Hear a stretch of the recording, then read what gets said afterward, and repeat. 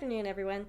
So, this is going to be one of my first scripted reviews, mostly because it's really hard to produce quality content when you're a rambler.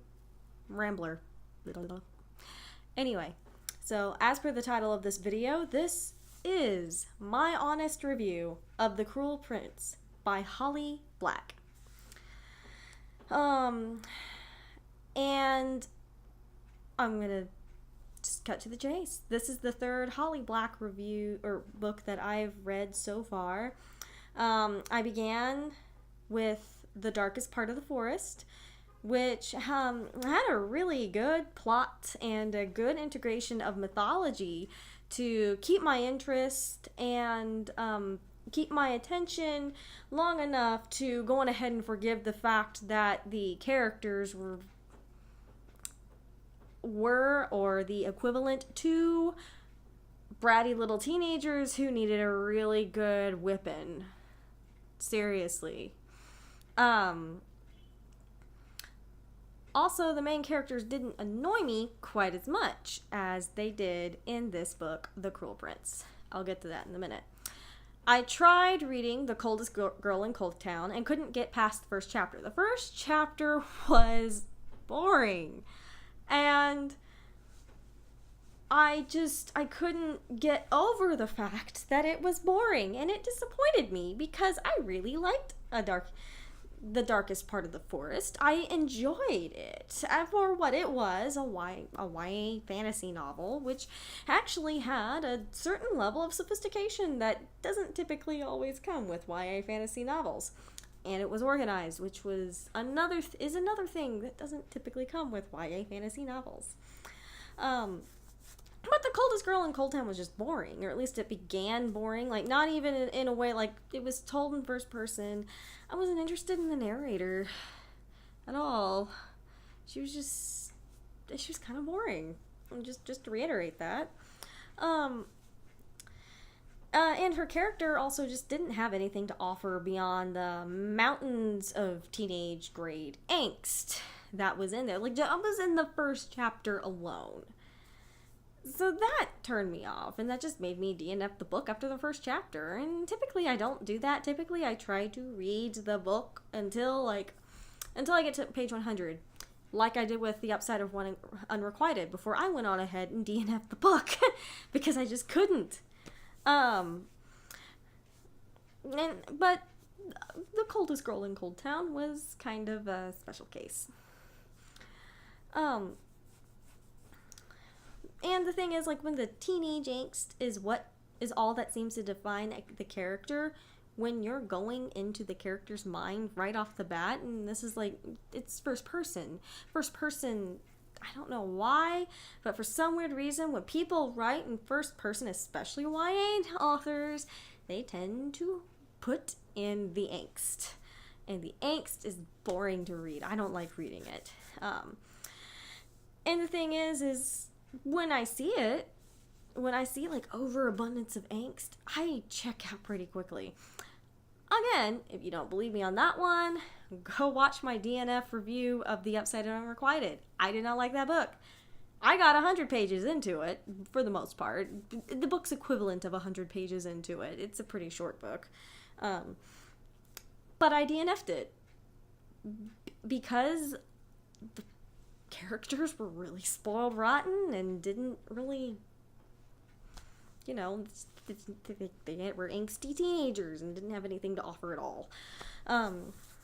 Anyway, so that has been, to this point, before reading The Cruel Prince, that had been my opinion of Holly Black. That had been my exposure to her. But I went on ahead and bought and read The Cruel Prince anyway.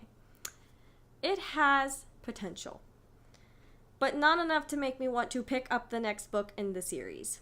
Jude, our main character, has anger issues, but is portrayed as somebody with vast amounts of control and wit, without actually having any wit or any control, or cunning, or intelligence, or competence, or anything, really, that makes me want to consider her a competent swordsman, a competent strategist. I'm sorry, if you are not only the daughter of a general, but living with a general who is actively going out of his way to teach you things, portions of his craft, you are going to be a competent strategist.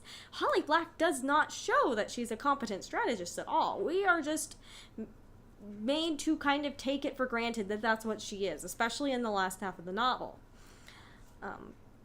As far as wit goes, she's not very witty, especially for somebody who's living in fairyland, or this version of fairyland, and that is also a problem. The read-through of the novel itself felt like a second or third draft that still has the cookie-cutter amateur plot and characterization mistakes an author of her experience shouldn't have.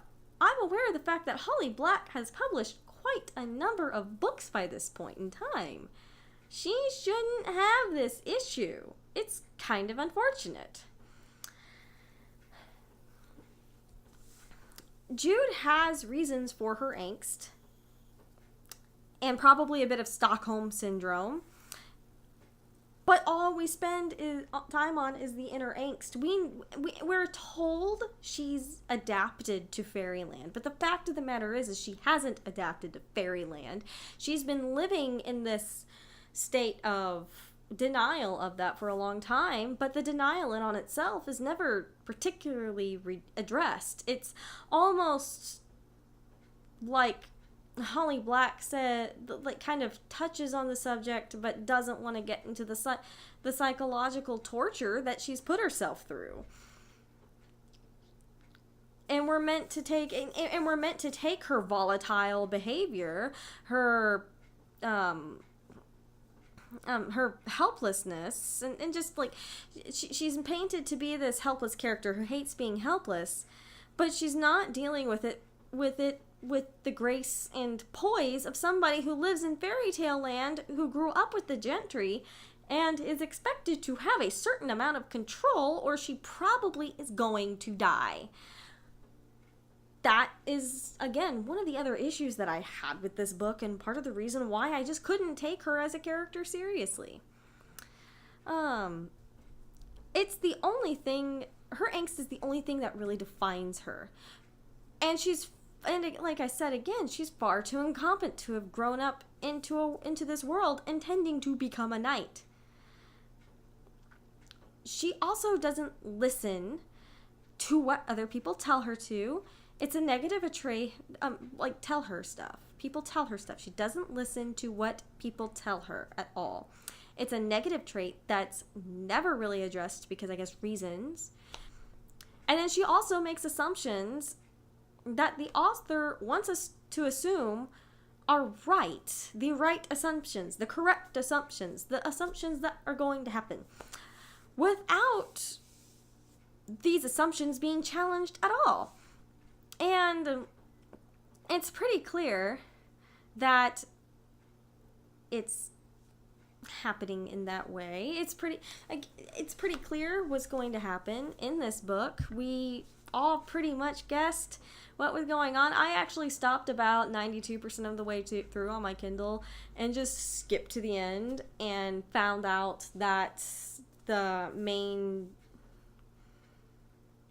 love interest gets crowned king, even though he doesn't want to be. And it's supposed to be a plot twist, but I knew it was going to happen. Holly Black, I know you are better than this. I read A Darkest Part of the Forest. It had its issues, but it was still a well-written plot. I don't get where you got this from. I don't understand where this book came from. And to be frank, this book was sloppy, slow, contrite, and irritating. The only believable character in this book was the eldest sister, Vivian, who we don't get much screen time with. But she's the one who's old enough to remember the fact that her father and Jude and Taryn's adoptive father murdered their mother. And in the case of Vivian, foster father. In the case of Taryn and Jude, their father murdered them right in front of her. And somehow she doesn't get any screen time, like barely any screen time.